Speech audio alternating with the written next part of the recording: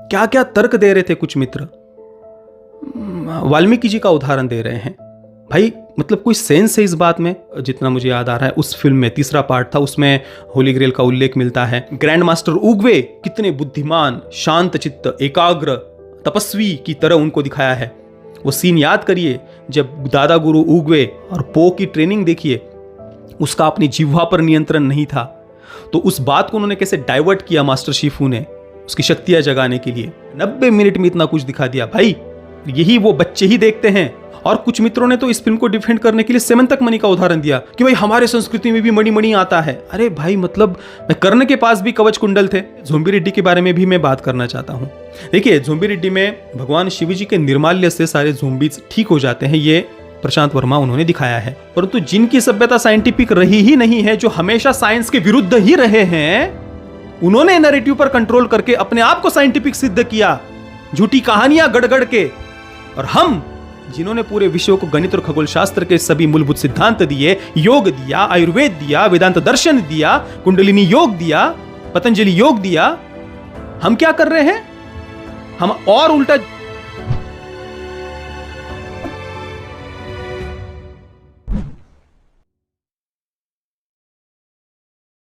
ओम नारायण नारायण नारायण नारायण। सब मित्रों को राम राम, सबका स्वागत है। दोस्तों, कैसे हैं आप सब? दोस्तों, सर्वप्रथम सभी मित्र कमेंट सेक्शन में जय श्री राम, जय जय श्री राम, जय बजरंग बली, जय हनुमान, जय घोष लगा दीजिए। देखिए, श्री राम मंदिर प्राण प्रतिष्ठा का जो उत्साह है, जो आनंद है, जो दिव्य भाव है मन में, वो तो भाई बिल्कुल भी कम होने का नाम नहीं ले रहा आज दूसरे दिन भी। तो जय श्री राम में जय घोष लगाना तो बिल्कुल बनता है। अभी हम बात करने वाले हैं हनुमान फिल्म के बारे में। कल ही इसके राइटर डायरेक्टर प्रशांत वर्मा, उन्होंने इसके सेकंड पार्ट जय हनुमान को भी अनाउंस कर दिया है ऑफिशियली। वैसे तो फिल्म के एंडिंग में ही उन्होंने दिखा दिया था जय हनुमान फिल्म 2025 में आएगी, पर कल ऑफिशियली उसे उन्होंने अनाउंस किया। और जैसे कि उन्होंने कहा था, हर टिकट में से 5 रुपये वे श्री राम मंदिर को वे अपना योगदान देने वाले हैं। तो उसके अनुसार उन्होंने करीब 2.5 करोड़ के करीब जो राशि है वो उन्होंने अपनी तरफ से सेवा में अपना योगदान उन्होंने दिया है। उसके लिए उनका हृदय से मैं उन्हें प्रणाम करता हूँ, उनकी सेवा को, सेवा भाव को। परंतु अभी मैं आगे जो कुछ भी बातें करने वाला हूँ, हो सकता है कि कुछ मित्रों को सही नहीं लगेंगी या चुभेंगी मेरी बातें, क्योंकि कुछ देखिए कड़वी बातें मैं करने वाला हूँ। हालांकि ये बातें मैं पहले ही करना चाह रहा था फिल्म रिलीज़ होने के तुरंत बाद, पर मैंने अपने आप को रोक कर रखा था, क्योंकि मैंने पहले ही सोच रखा था कि सेकंड वीकेंड जब तक समाप्त नहीं होता तब तक मैं और कुछ नहीं बोलूँगा। जो कुछ मुझे थोड़ा बहुत बोलना था, जिन मित्रों को जो समझना था वो समझ गए होंगे। जो मैंने इसके रिव्यू के सेकंड पार्ट में जो मैंने बातें कही थी, उसी को थोड़ा सा और ज़्यादा विस्तार से मैं यहाँ पर चर्चा करना चाहता हूँ। पर मैंने अपने आप को रोका इसलिए था कि सेकंड वीकेंड तक भाई मैं इस फिल्म, जो मुख्य बिजनेस होता है वो सेकंड वीकेंड तक ही होता है। और इतना तो मैं इस फिल्म को सपोर्ट करने के लिए अपनी तरफ से मैंने अपने आप को रोक कर रखा था। अब जब सेकंड वीकेंड समाप्त हो गया है, तो अब मैं खुलकर जो बातें मेरे मन में थी वो आप सब मित्रों के साथ में शेयर करने वाला हूँ। और कल रात को भी मैंने देखा, जब मैं लाइव आया था तो कुछ मित्र इस फिल्म को डिफेंड कर रहे थे। तो तब तो मुझे लगा कि नहीं भाई, अब तो ज़्यादा खुलकर मुझे बातें कहने की आवश्यकता है। भले ही आप मित्रों को मेरी बातें कड़वी लगेंगी, चुभेंगी, तो ठीक है, लगनी भी चाहिए कड़वी, और कड़वी लगे, अंदर चुभे, हर्ट करे, इसी कारण से ये बातें मैं कर रहा हूँ, क्योंकि आवश्यक होता है। मुंह पर मीठी मीठी बातें तो शत्रु करते हैं, जो सच्चे हितैषी होते हैं, मित्र होते हैं, वे मुंह पर कड़वी बात करते हैं। भले ही वो अंदर बातें चुभे कितना भी, फिर भी ये बातें करना आवश्यक है। ठीक है, चलिए, अभी जय हनुमान फिल्म को अनाउंस कर दिया है। हनुमान फिल्म मैंने 7 स्टार दिए थे, और कल लाइव सेशन में भी मैंने कहा कि फिल्म के अंतिम के जो 10 मिनट थे ना, बस उनके कारण, बस केवल और केवल उनके कारण मैंने फिल्म को 7 स्टार्स दिए थे। नहीं तो मैं इस फिल्म को निगेटिव रेटिंग देने वाला था। इतना ज़्यादा फिल्म ने मुझे परेशान किया था पूरी फिल्म में, लिटरली क्रिंज फील कर रहा था मैं आखिरी के 10 मिनट छोड़कर बाकी पूरी फिल्म में। एवरेज भी नहीं, क्योंकि मैं अभी कोई लाग लपेट नहीं करना चाहता, कोई मीठी मीठी बातें नहीं करना चाहता। भले ही कुछ मित्रों को मेरी बातें हर्ट करे, खराब लगे ठीक है, कड़वी लगे ठीक है, पर ये करना आवश्यक है। बहुत ही ज़्यादा खराब फिल्म, बहुत बहुत ज़्यादा। ये मैंने सच में मतलब पूरी फिल्म में डायरेक्टर सनलाइट सनलाइट खेल रहे हैं। ये आपकी क्रिएटिविटी है तो भाई क्षमा करिए मुझे, इसको क्रिएटिविटी कहते हैं। और मैंने देखा कि मैंने जो कुछ भी बातें कही थी इसके रिव्यू में, क्या क्या तर्क दे रहे थे कुछ मित्र, वाल्मीकि जी का उदाहरण दे रहे हैं। भाई मतलब कोई सेंस है इस बात में? कह रहे थे कि वाल्मीकि जी भी पहले डाकू थे। भाई किसने मना किया? मैंने भी रिव्यू में वही बात कही थी कि फिल्म का जो मुख्य पात्र है वो उसके आप जीवन में कुछ ट्रेनिंग, तपस्या, हार्डवर्क, जो कुंडलिनी योग को डेवलप करते हुए 7 चक्रों को डेवलप करते हुए कुछ तो दिखाते आप। जो विभीषण जी का कैरेक्टर है वो ठीक है, हनुमंतों को चूज किया, पर उसके बाद में उसमें शक्तियाँ सिद्धियाँ आए, उसके लिए क्या किया आपने? कुछ उसकी ट्रेनिंग का पार्ट दिखाया? कुछ भी नहीं। पूरी फिल्म में एक बहुत ही घटिया, क्रिंज, ज़बरदस्ती की कॉमेडी डाल करके रखी है जिनका कोई मतलब नहीं था। अगर आपको कॉमेडी फिल्म बनानी है तो फिर आप इसे सुपर हीरो फिल्म बनाइए, एक नॉर्मल कॉमेडी फिल्म बनाइए। और प्रशांत वर्मा, उनकी पहली फिल्म जो थी, मैंने हनुमान फिल्म के अनाउंसमेंट के बाद में 1-2 वीडियोस में इसका उल्लेख किया था कि ज़ोंबी रेड्डी के कारण प्रशांत वर्मा उन पर मुझे विश्वास था, परंतु में जो एक LGBTQ एजेंडा को प्रमोट किया था उस कारण से मेरे मन में थोड़ा सा डर भी था कि हनुमान फिल्म में मतलब कुछ अपने लिबरल आइडियाज़ वो ना डाल दे। हालांकि कुछ वैसे आइडियाज़ थे हनुमान फिल्म में। शहर से पढ़कर आई हुई लड़की गांव के लोगों को रीति रिवाज, परंपराएं वगैरह छोड़कर आगे बढ़ने के लिए कह रही है, और गांव में जो अखाड़े में हनुमान जी की मूर्ति के सामने बलोपासना करने वाले जो पहलवान हैं वो दरिंदे हैं, वो अत्याचार कर रहे हैं। शहर से आई हुई लड़की उन अत्याचारियों से छुड़ाना चाहती है। फिल्म का मुख्य पात्र चोरी चकारी कर रहा है, लड़की के पीछे भाग रहा है, और फिर उसे वो मणि मिल जाता है, फिर वो सनलाइट खेल रहा है लिटरली।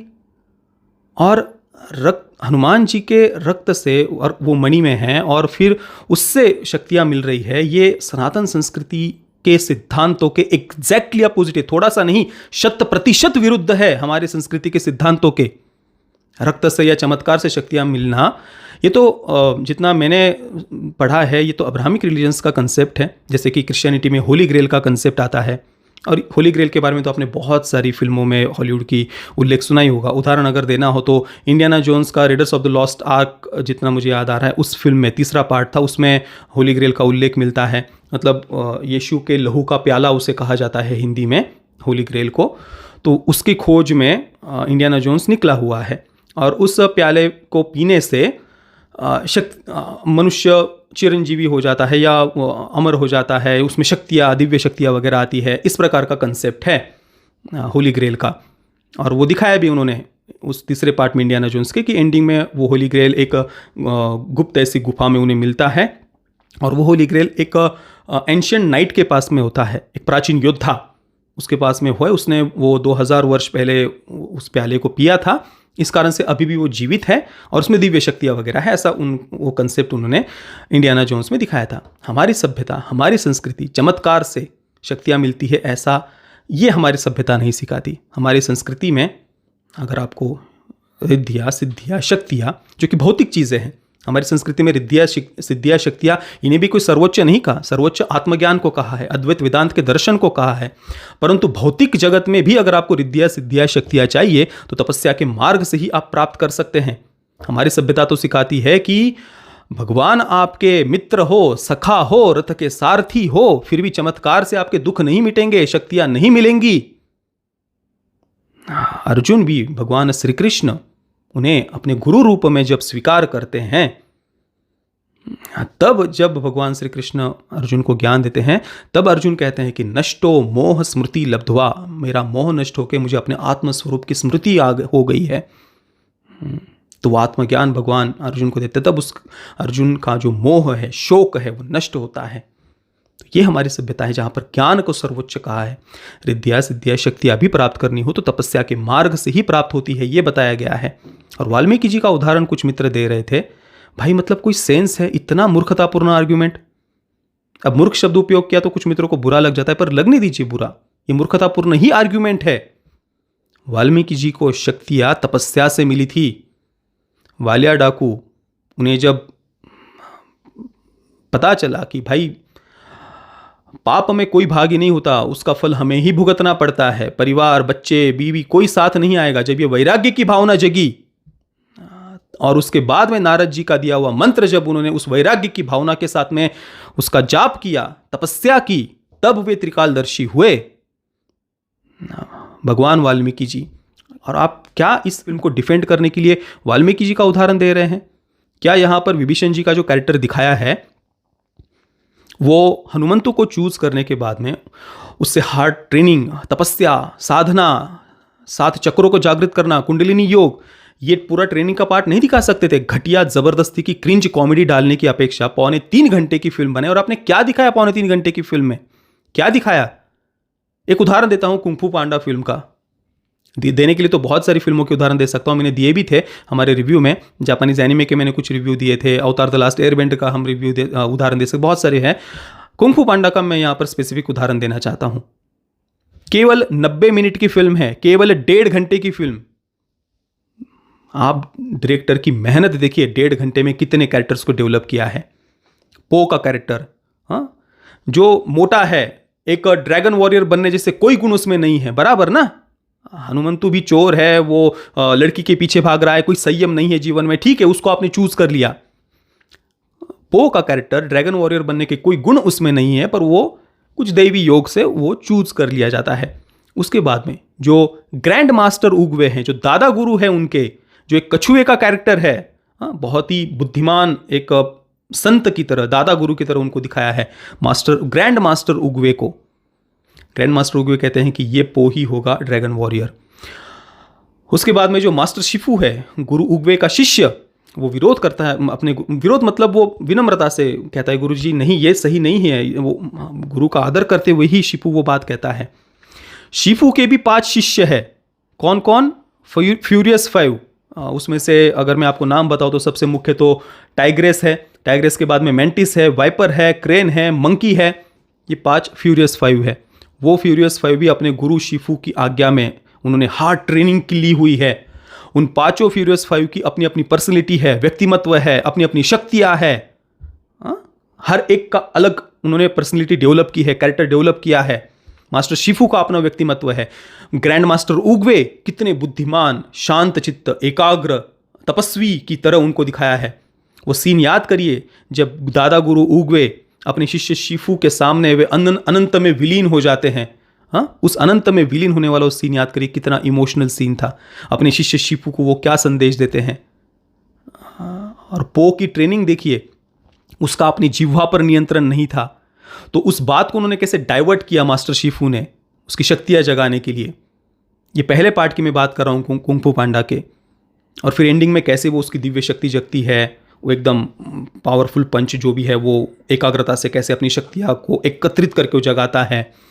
उसके बाद में दूसरे या तीसरे पार्ट में भी वो मोर के साथ में जब लड़ रहा है, वहाँ पर भी वो अपनी शक्तियों को जगाने के लिए कैसी एकाग्रता, अपने पूरे सेंसेस को कैसे वो कंट्रोल में लाता है, ज्ञानेंद्रियों को, कर्मेंद्रियों को कैसे वो नियंत्रण में ला रहा है। इतनी बुद्धि तो हॉलीवुड के फिल्म मेकर्स के पास में भी होती है। शक्तियाँ सिद्धियाँ उन्हें प्राप्त करने के लिए एकाग्रता, संयम, तपस्या, अपने सेंसेस को कंट्रोल में लाना, ज्ञानेंद्रियों को, कर्मेंद्रियों को कंट्रोल में लाना, मनोनिग्रह करना, मन को इंद्रियों को वश में लाना, इतनी बुद्धि तो उनके पास में भी होती है। 90 मिनट की फिल्म में, मैं पहले पार्ट की बात कर रहा हूँ कुंग फू पांडा के, कितने कैरेक्टर्स डेवलप किए, कितने सारे लेयर्स थे।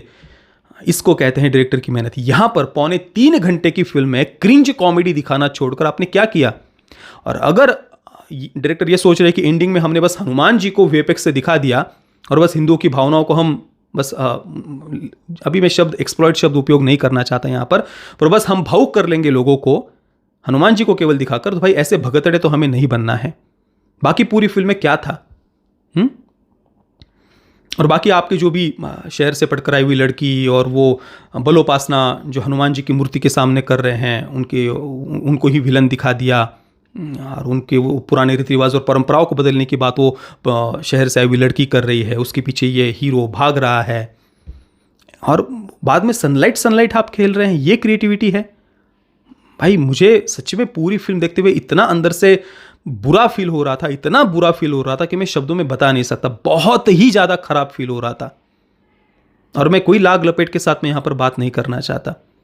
और क्या आपने कभी सोचा है एनिमल जैसी फिल्म संदीप रेड्डी वेंगा की, उन्होंने बातें एग्रेसिवली दिखाई है उसमें, बात बिल्कुल सही है, पर उसकी थीम देखिए, उसकी विचार, उसकी आइडियोलॉजी देखिए। जितने भी वामपंथी, वोक, लिबरल्स, तथाकथित फेमिनिस्ट वगैरह कैसे छटपटाए वो फिल्म देख करके। जावेद अख्तर, तापसी पन्नू वगैरह अभी भी उस फिल्म के विरुद्ध अपना जहर उगल रहे हैं, एनिमल के विरुद्ध। सहन नहीं हो रहा कि ये फिल्म कैसे बना दी एक नेशनलिस्ट विचारधारा की फिल्म मेकर ने, संदीप रेड्डी वेंगा। आपने कभी सोचा हनुमान के बारे में किसी को तकलीफ क्यों नहीं हुई? उल्टा एलिट क्रिटिक्स ने इसको प्रमोट क्यों किया? इन्हीं लिबरल आइडियाज के कारण।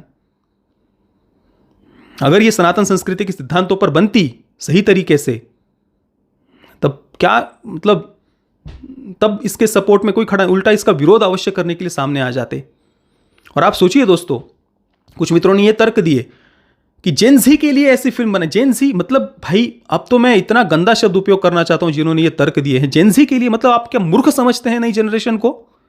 ये जेन ज़ी जिसको आप कह रहे हैं ना, कि जिसके लिए आप कह रहे हैं कि ये ऐसी घटिया क्रिंज कॉमेडी डालनी पड़ती है, मूर्ख नहीं है जेन ज़ी। वो पूरा इंटरनेशनल कंटेंट देख रही है, जापानीज एनीमे देख रही है, अवतार द लास्ट एयरबेंडर जैसी सीरीज देखती है,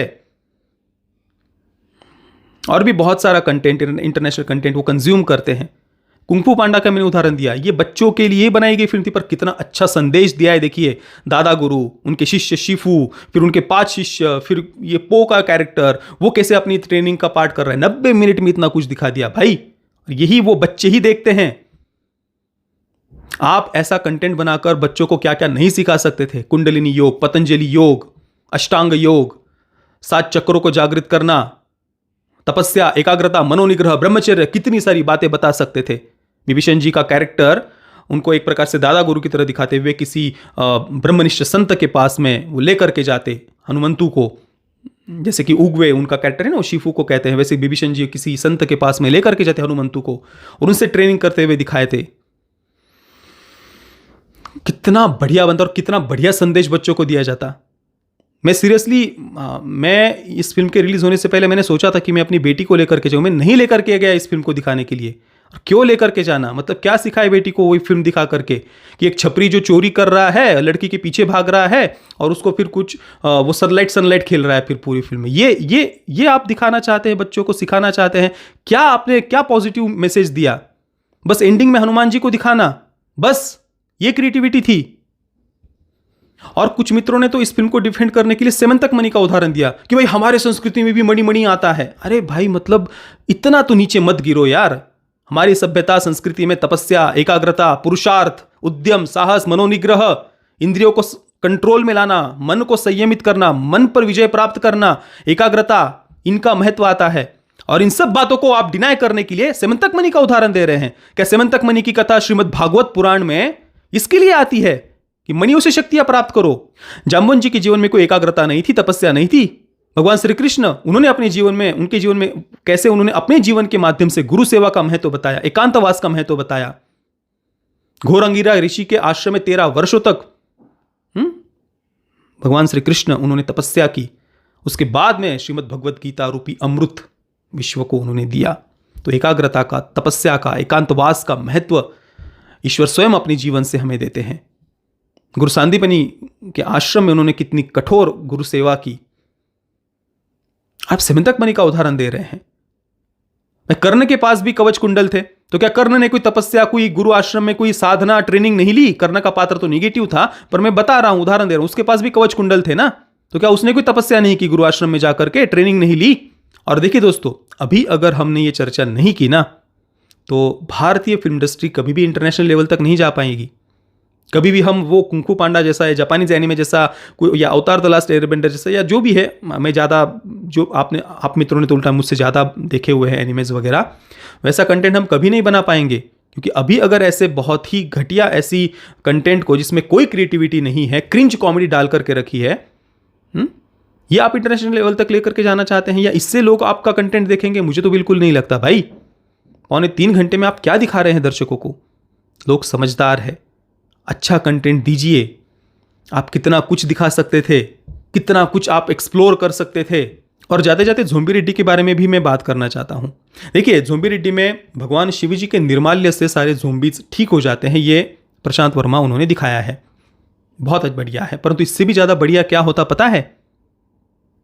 अभी आपने शिव जी के निर्माल्य की महिमा बताई, परंतु क्या जेनजी की बात करते हैं ना, क्या जेनजी ये देख करके संस्कृति के साथ में जुड़ेगी, या वो ये सोचेगी कि यार ये हमारी संस्कृति तो बस चमत्कार चमत्कार की बातें करते हैं, इसमें तो कुछ साइंटिफिक नहीं है।